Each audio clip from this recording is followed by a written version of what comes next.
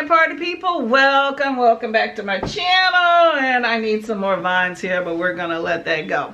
Okay, so as you know, I'm participating in a year-long readathon in which we're reading N.K. Jemisin piece by piece each and every month, hosted by the Curious Owl. I will link that below. So we started in January with the Broken Earth trilogy, and I'm here to discuss book 2, the Obelisk Gate. Now, at the end of book 1, the 5th season, you know, Esun has come upon Castrima, which is this underground crystal calm, right?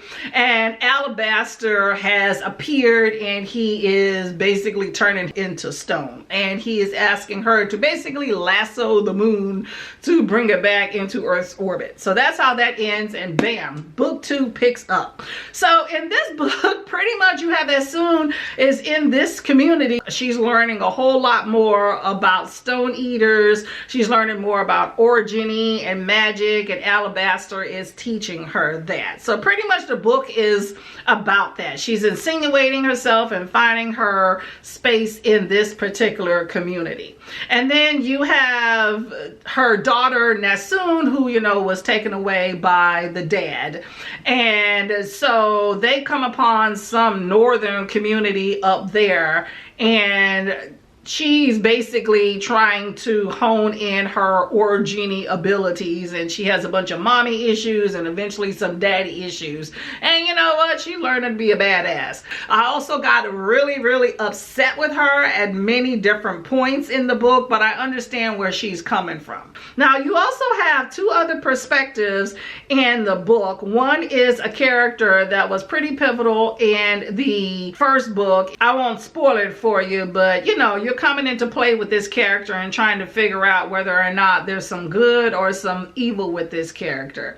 And then you have another character that is closer to Esun, that, you know, you get some sort of vague warning that maybe there is going to be some betrayal there. Now, I thought that this book was pretty good. I like that you're getting to know more about origini, more about stone eaters, and about why Alabaster is becoming stone.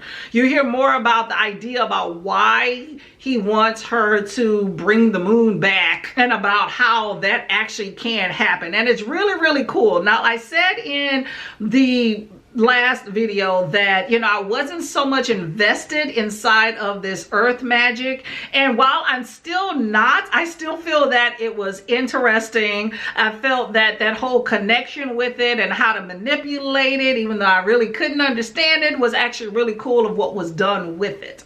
And I felt that I got more invested with the characters the more that I read this book. I did wish that there was more done with Tonki in this particular book, but Tonki still plays a pretty pivotal role in it as well.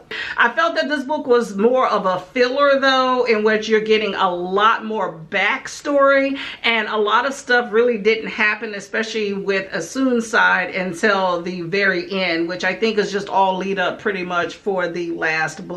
But I actually did not mind. So N.K. Jemisin still continues to slowly build this world, slowly introduce other characters, and then you slowly kind of get into certain key crazy things that happen. Like, there's definitely was some action. It was almost kind of like this unexpected action that you got in and then you got out of. So that was unique, but I also still didn't feel that it was lacking, even though it wasn't like jam-packed, action-packed, you know, just a lot of lead up. There are definitely times when this book gets bloody.